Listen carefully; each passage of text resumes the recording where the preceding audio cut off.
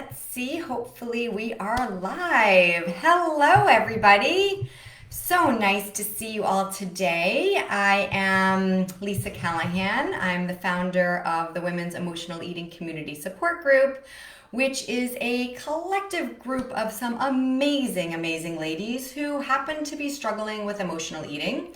And what we do together is we help you shift your mindset from feeling like this emotional eating is the problem, which I know it seems like it is, into really expanding your thinking a little bit wider so that you can really get results that you are in effect for being an advocate for your own health.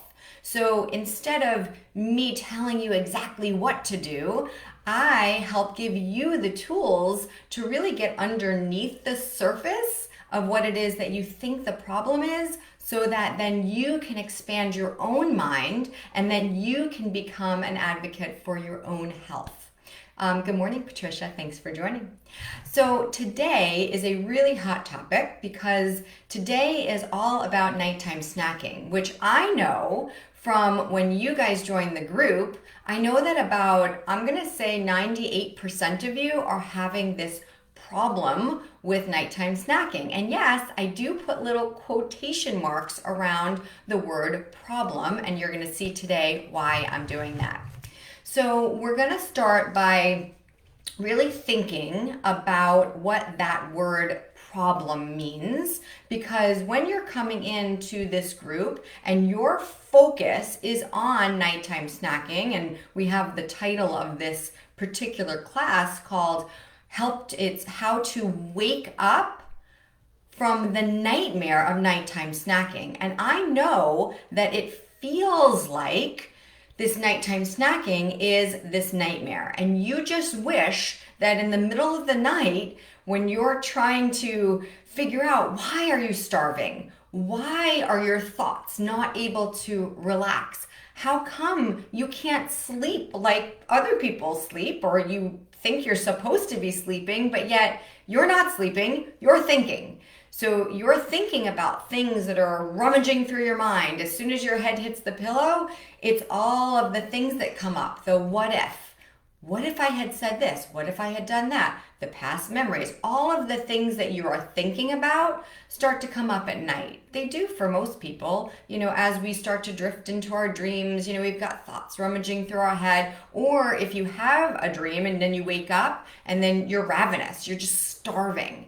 Or if you get home from work and you think that you've had a bad day, or you've worked so hard today and you deserve this food, right? So from the time you get home from work to the time you go to bed and then into the middle of the night, you're just constantly picking and snacking, and like your mind is just taking you right to the snacking. So you think that the snacking is the problem. And this is a problem that we're going to have to really uncover today.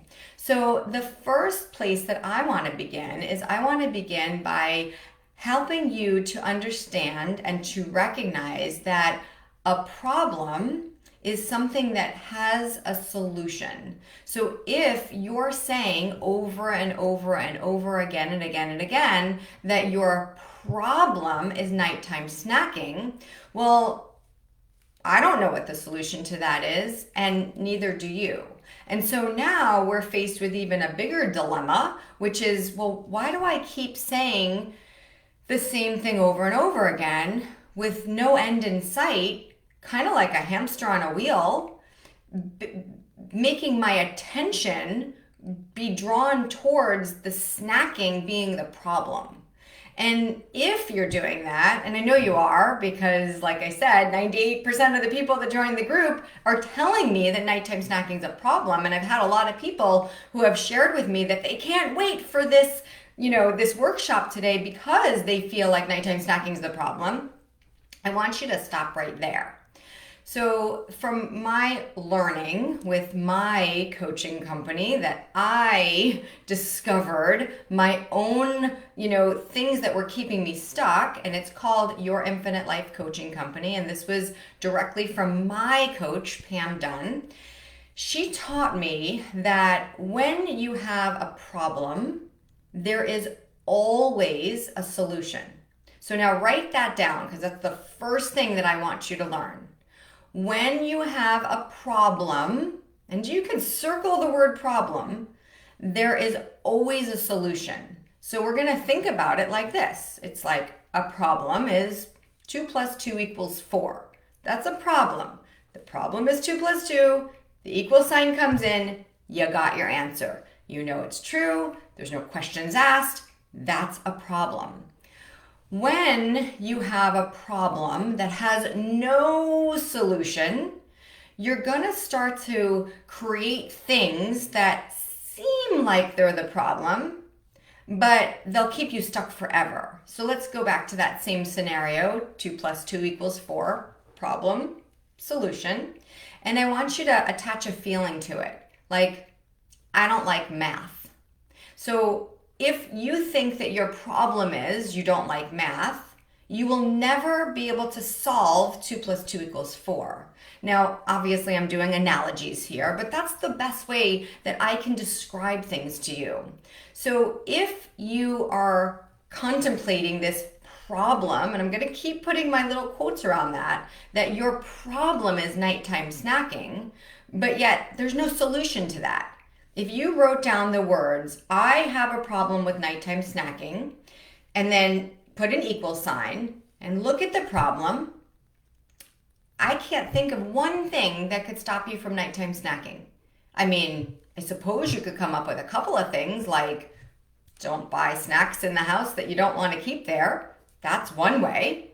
I suppose you could put a padlock on your refrigerator. I guess that's another way. But yet, these aren't real solutions to the problem. It kind of reminds me of when you have a stain in your carpeting and you take that spot remover and you start to scrub it and it looks like it goes away, but then like a month later or even a few weeks later, that spot just keeps coming right back up to the surface. And that's really what's happening here. Oh, good morning, ladies. I see Lori and Stephanie watching.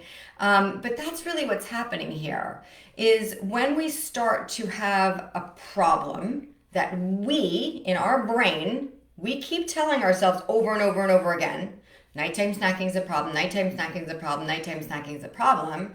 But when you look at it from that realistic standpoint, okay, there's my problem, and then you try and equal it, what's my solution? You can't find one. You can find ones that are surface level, meaning, again, like I said, just don't buy the snacks and, maybe tell your spouse to hide the cookies. I've had ladies that have shared with me that they have told their husbands to take the cookies and put them in their trunk of their car and then hide the keys so that they can't get them. And it's interesting when we come up with these solutions to this problem, but yet it's not realistic and it almost doesn't even make sense, right? So this is why I will say over and over again that the problem of nighttime snacking is not the problem at all. And what we do here in the Women's Emotional Eating Community Support Group is we introduce you to a concept called self-discovery. Now, I teach this concept in my signature program that's called Crush That Food Thing Self-Discovery System. And the reason why I will take such a back angle on this and why it seems like at the beginning when you're listening, I feel like you just want me to tell you, don't buy the snacks, hide them from yourself, drink more water. Like, I think that what you're expecting me to say is these logical explanations. Like, at least, this is how you stop nighttime snacking. You eat 6 small meals and you drink a tall glass of water before you go to bed, or you make sure that you eat a huge meal at 7 p.m. so that you're not hungry later. Those are great. Those are really great. But think about my analogy that I said about the carpet stain. Those are like going on the surface, scrubbing out the stain. That's great, but the stain's still there. It's underneath the surface there, and that after a few weeks of doing your stain remover, the problem's just going to come right back up to the surface. And so with that said, I want you to really think about what is the problem? And I want you to tell yourself that nighttime snacking is not the problem. I really want you to make a commitment to this, because if you have a level of awareness that is causing you to stay stuck, well, that's always going to be a problem for you. So the very first thing that you need to do is you need to take your mind. This is yours. There's nobody else in here. It's all you. And whether you think you can or you think you can't, you're going to be right. Period. So I want you to think you can. And I want you to start with the very first tip, which is to open your mind to the acceptance that nighttime snacking is not the problem. Can I see in the comments, can you ladies in the comments who are watching live, can you type, and please, if you're watching replay, type replay, because this is live right now, but I'll be replaying it later. Type replay and then type yes, I can accept, or just type yes. Because if you don't accept that first part, well, then you're always going to be stuck on a problem that has no solution. And I'm going to give you a big word right now to write down. So a problem, you can write this down, a problem that has no solution is called a pseudo problem. So think of the word Pseudo problem, pseudo. So what does the word pseudo mean? The word pseudo means fake. It's a fake problem, fake news, right? So when you're telling yourself, oh, I have a problem with nighttime snacking, it's fake news, people. It just is. It's not, that's not the problem. That's the surface problem. That's the cover up for the underneath the surface story. Go back to our carpeting analogy, right? Where there's a stain on the top. You use a stain remover, you try and remove the stain, but that stain's still there. And even after you remove the stain and it looks like the stain's not there, it comes back up to the surface after a couple of weeks. That's just logic, right? So what we have to do if we really want to get rid of that stained carpeting is we have to remove the carpeting. And we have to replace the carpeting with a new carpeting. So that's what we want to do with our mindset. We want to remove the thought that is meant to keep you stuck, and we want to replace it with a new thought that is meant to help you grow. So that is tip one, is that if you're saying that nighttime snacking is the problem, you need to stop saying that. Because the more that you say something that you don't want, the more you're going to get what you don't want. So if you want to have a problem with no solution that is called nighttime snacking, keep telling yourself that you have a problem with nighttime snacking. And if you keep telling yourself that, you will continue to have a problem. Okay? So that's tip one. Change your mindset. That is tip one. And also accept and acknowledge the fact that you are keeping yourself stuck by telling yourself that you have a problem with nighttime snacking. Okay, so now we're going to move on from there. What we want to be able to do is now we want to be able to identify, well, if nighttime snacking is not the problem, Lisa, which is fine, I'm going to accept that. What is the problem? So now we have to take a little bit of a deeper dive underneath the surface of your conscious awareness. So if nighttime snacking is not the problem, then we have to think like, well, what do I do when I nighttime snack? What are my habits and patterns that I've formed around this routine? Do I come home from work and immediately think to myself, I had a hard day? Do I come home from work and say, whew, wow, this day was intense. I deserve a snack. Is that something that you're telling yourself? So we want to catch what the pattern and habit is that is keeping you stuck. And we want to be able to make decisions around what's happening. So for me, it was convincing myself that I needed to stop at Whole Foods to grab a snack in the afternoon. And I'm sorry, not grab a snack. I used to do this all the time. I would convince myself as I was passing Whole Foods, because it's literally on my way home, I would think to myself, oh, I need to buy more lettuce. Or, oh, I need to buy more broccoli. I would think to myself a legitimate, really good thought, right? How can you turn down going into the Whole Foods to buy lettuce and broccoli, right? Sounds like a good idea to me. And what I would do though is as I would turn in, subconsciously, it was like something in my body would start to get, like I would feel hunger, real hunger. And I would then start talking to myself, oh, I'm so hungry. And then what I would do, and this was consistent, I would do this almost every day, actually every day, pretty like every day. I'm going to say every day. I would, as I went into the store, I would immediately start getting hunger pains, real hunger pains. So then I would convince myself that I was actually hungry. And then what I would do is I would go towards the vegetables. I would get my little vegetables and I would really subconsciously, I knew what I was doing. Like, tell me in the chat if you guys know this, if you felt this before, where you are like autopilot going in a direction that you know is going to take you into the danger zone. And yet you do it anyways. And you convince yourself while you're doing it that you're not doing it. So I would go get my little vegetables and all the stuff with my good intentions. And then somehow or another, I would meander into the aisle with the bulk foods.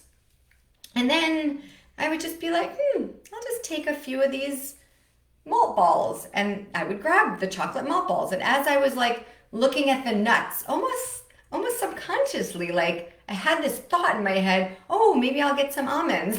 And then I would mindlessly just eat this. And then once I got the taste of it, that was done. So then I would go back and I would then take a little baggie. I'd get 5 or 6 or 10 or 12 or 15, it doesn't matter. I'd get a bag and then be like, oh, I'll take this home for later. And later would come, and then throughout the night, I would not just eat that, but I would have other things. Then that would trigger me to eat the cookies. And then I'm making lunches, and all of a sudden I've eaten 18 cookies and 25 malt balls.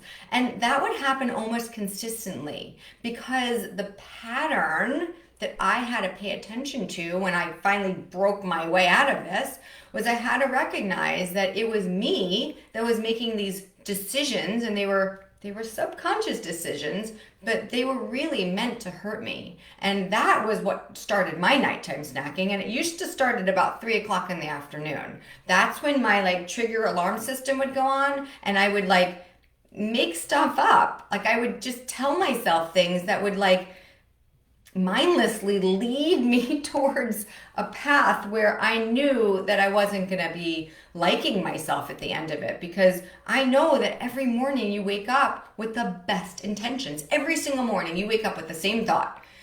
Today's going to be a new day. Today's going to be a new day. I'm going to eat this. I'm going to make my, egg whites, and I'm going to, and you diet throughout most of the day. And then all of a sudden, something happens in that nighttime thing.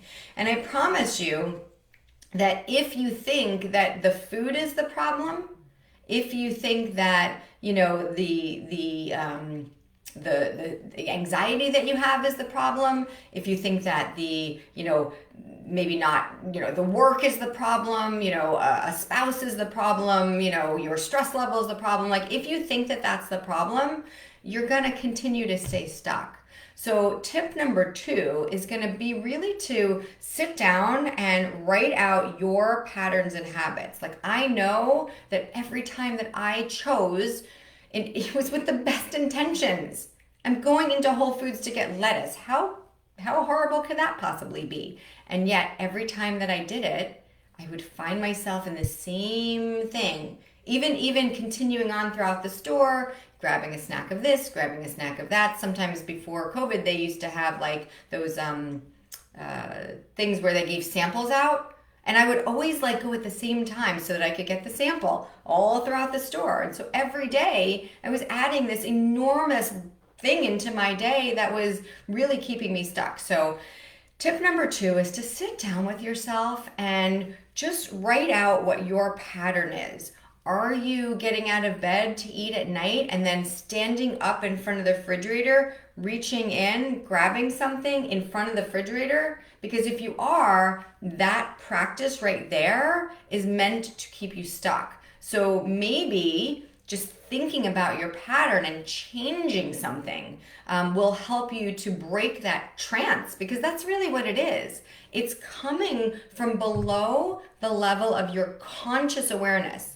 Listen, if this was all conscious, you could just shut yourself on and off like a robot, right? If you had a robot, let's just make a hypothetical situation, and that robot had a glitch. And the glitch was that the robot was getting up in the middle of the night and knocking your lamp over, destroying your property, something. You'd be like, okay, robot, during the night, I'm going to unplug you so you can't move, right? Well, you can't do that with yourself.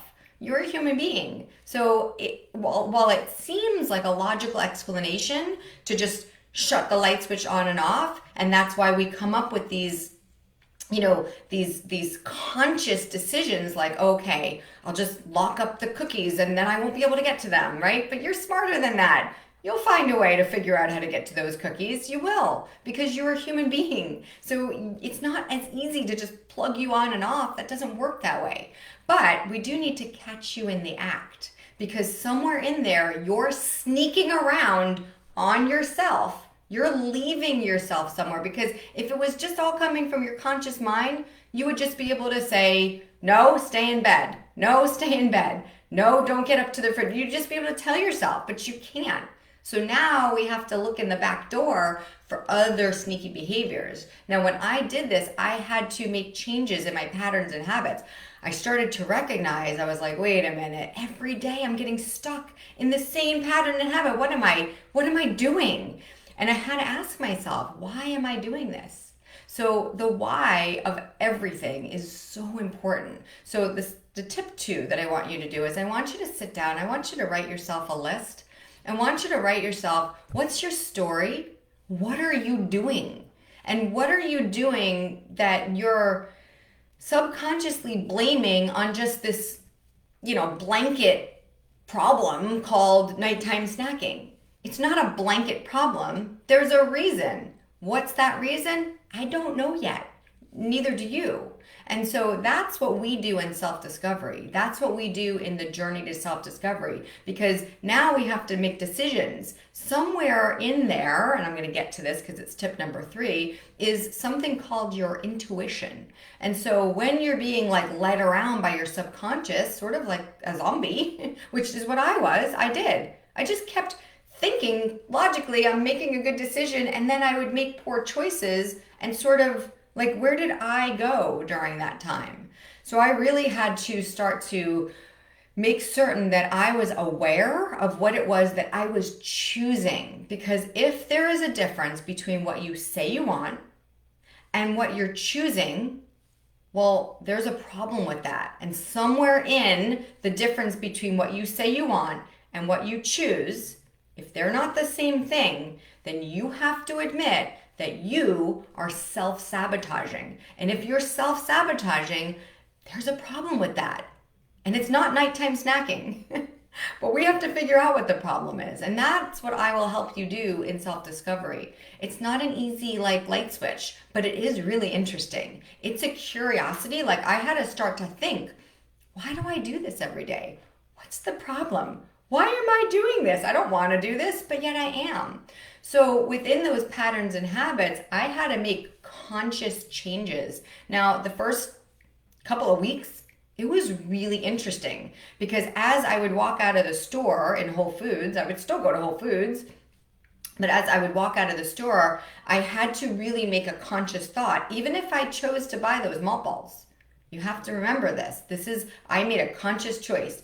I'm going to buy those malt balls. But what I wasn't going to do is I wasn't going to eat them randomly around the store. I was going to make sure that if I was going to eat them, that I was going to be mindful about what my choice was. That made all the difference in the world to me, because then it wasn't this throwing my hands up and going, I don't know why I'm doing this. It wasn't that. It was, I know I'm doing this and I'm making a choice.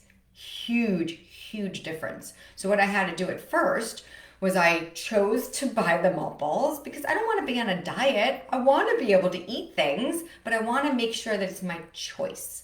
So I would buy the malt balls. Now, what I had to do was I had to not eat them in the store, because if I was eating them standing up and just mindlessly walking around, that was over for me. It wasn't going to work. So I had to know where I was losing myself, and I had to really consciously monitor that behavior. And that's why I want you to write this down. I want you to look at your own behavior. What are you doing? Are you standing up at the counter? Are you eating while you're watching TV?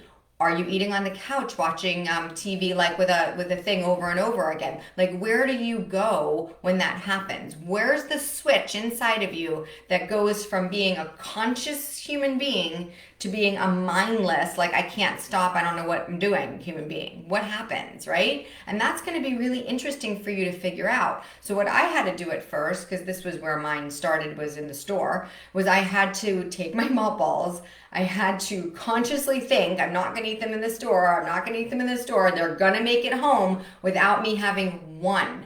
And I would put them in the bag with the cashier. Now, as I was walking to my car, I could feel this inside of me going like, eat them now, eat them now. And I wouldn't let myself do it. I was just like, nope, you're going to get home. Now, I did not trust myself at that time. I didn't. I felt like if I put that bag in the car next to me, that I was going to like this, like rah, just deep in it. And I felt like I was going to take the thing. So I said, you know what? I'm not going to do that. I put the thing in the trunk. I put it away from me. And I made it home. And when I made it home, I made a decision to have that malted milk ball, which I wanted. I chose it. And what I did was I took one malted milk ball, I sat down at my kitchen table, and I ever so slowly took a bite, and I chewed it, and I tasted it, and it was good. And I took another bite, I chewed it, and I tasted it, and it was good. And so I changed the pattern because, to be honest with you, after 3 of malted milk balls of sitting down and chewing it, and like I was done. Now, had I not done the mindful eating and broken my pattern, I would have had 30 malted milk balls and not even remembered eating them. But because I started to recognize what my problem was and the real solutions to the problem, then I was able to navigate through what my choices were, and I was able to break my habit of my eating. Because instead of sitting there going like, I don't know what the problem is, I don't know what the problem is. Well, I do know what the problem is. I'm sitting in Whole Foods shoving 30 pieces of malted milk ball in my mouth. That's the problem. I have a solution. How about this? We changed the pattern. And then all of a sudden, it gave new ideas to my head, and it gave me the freedom to make a choice. I could have a choice to eat that malted milk ball in the store. However, that choice was going to lead me right down a path of self-destructive, self-sabotaging behavior. I can eat the malted milk ball, not under those conditions though. It has to be at home, in my quiet space, when I feel confident with it. Now, I had to do this for a while. I'm 6 years past this. I don't have to do it anymore. I could grab a malted milk ball in Whole Foods walking around the store now, and it will not trigger me anymore. At the time that I was learning about this and understanding what I was trying to get out of this from a subconscious level, I couldn't do it at that time because I didn't know enough about myself. Now I have learned so much about myself that I understand where that pattern of behavior was coming from. And this will lead me to tip number 3. So remember, the first one is to identify that nighttime snacking is not your problem and make sure that you are aware of that and accept that fact. Because if you don't, you're just going to keep going, oh, nighttime snacking is a problem, nighttime snacking is a problem. I'm stuck, oh well, throw my hands up and not know what to do about it. Okay, so that's number 1. Accept that this is, it goes beyond just nighttime snacking. That's a cover-up. That's like sitting under a blanket and being like, I'm stuck, but not taking the blanket off, okay? Remember, that's like rubbing a stain out of the surface and you can't see it, but then it comes right back up, okay? So we want to remove that and we want to replace it with a new thought. And the new thought is that you're going to figure out what your problem is, right? that comes to tip two. So tip two, you're going to write down what it is that you do. It's different than what I do, I'm sure of that, but it is your pattern. So let's see what happens, right? Write down a couple of things. Maybe make a list of 10. Like, where does this start? How do I go between 3 p.m. and 3 a.m. and like what happens to me? And start to write down what your pattern is. What's your routine? What are you used to? Because even though you're uncomfortable in this nighttime snacking thing, you're comfortable with the pattern. It's what you do. So let's write it down and get it out on paper and read it and make some logical sense out of it, right? And let's see where the loopholes are. Where can you kind of circle things and look at like the pattern and go like, whenever I sit in front of the computer and I start thumbing or whatever, if I'm on my phone, as soon as I do this and do this, it's over. So guess what? I'm not going to do this and this anymore. I'm going to put this down and I'm going to do this slowly. Or I'm going to put this down and I'm going to do this slowly. But when the two come together, it's over, right? And so you want to start to see your patterns and habits and see what you want to do with them. So that's 2. 3 is going to be all about your intuition. Because you have a built-in alarm system. You really do. You have a built-in mechanism into your own thoughts here that allows you to know when it is that you're going to get in trouble. See, I knew underneath the surface, like I knew what I was going into Whole Foods for was not lettuce. Like I knew that. And yet it was almost like that thought in my head split. And it was like one way was going to take me, home and just being like, you know what, this is your pattern. Don't go in there. It's not going to work right now. And you'll get lettuce at a different time because it was the same thing every day at the same time. And so it just wasn't good for me. And I really had to think about it. I was like, what am I doing that's on a routine that's every day and I started to put 2 and 2 together. I was like, okay, I can't do that because at the time that I was choosing to go to Whole Foods was always at the same time that they had those little snacks around. And as soon as I did that, I was done. So my intuition would tell me, probably not a good idea. But then it was almost like that, cane like yanking you, across the stage. It felt like something like wrapped around my neck and was like, no, go this way. But it was against my intuition, against it. Like I knew that I shouldn't be doing that at the time. I knew that as soon as I took that malted milk ball and put it in my mouth, like I was going to be done for. And that doesn't mean that I couldn't eat it. It just meant that I couldn't eat it in that way. And intuitively, I knew that was what was going to make that problem for me. So I want to let you know that this intuition is real. You will feel the separation. You will feel that thing where you're like, I should do this. And then it's like, oh, but I'm going to do this. And you will know when you're doing it. And so if you can take those 3 things together and to go like, okay, let me get rid of the surface problem. The snacking is not the problem, right? That's a cover up. That's a news story. It's not the right one. The second thing is like identify your pattern. Like what do you do? If you get up in the middle of the night and you stand in front of the refrigerator staring at the white light and you like reach in for something and you immediately go like this, that's right there. That's the highlight. That's what you want to stop doing. You can still get up. You can open the refrigerator. You can reach in for something, but do not, under any circumstances, put it to your mouth at that moment.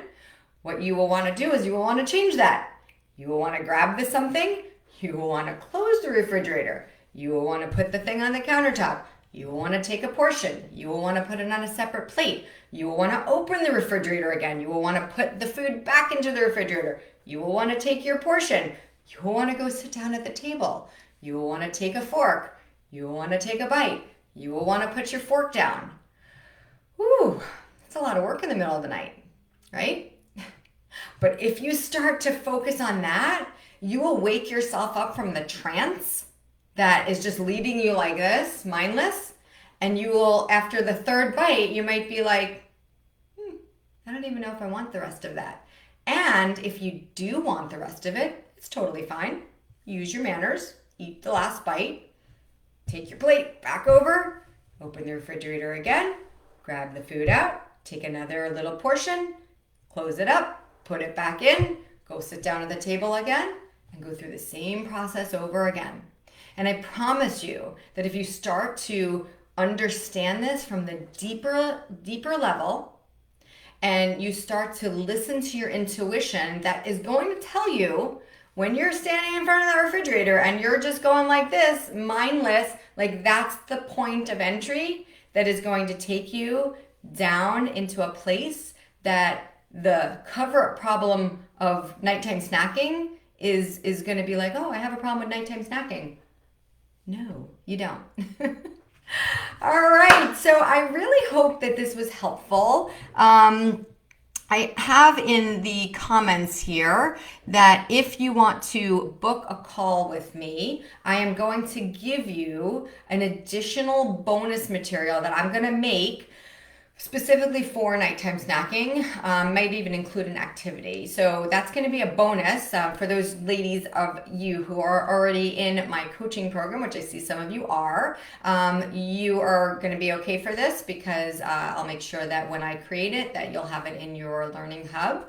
But for those of you who are not working with me, book a call. Because if you book a call based on watching this video, you are going to get a bonus material that is not available to anyone other than my clients. All right, so thank you very much for joining me. I'm going to put in the comments just quickly, let's see if I have it here, how to book a call. And I hope that I see you ladies again real soon. All right, thank you. Bye now.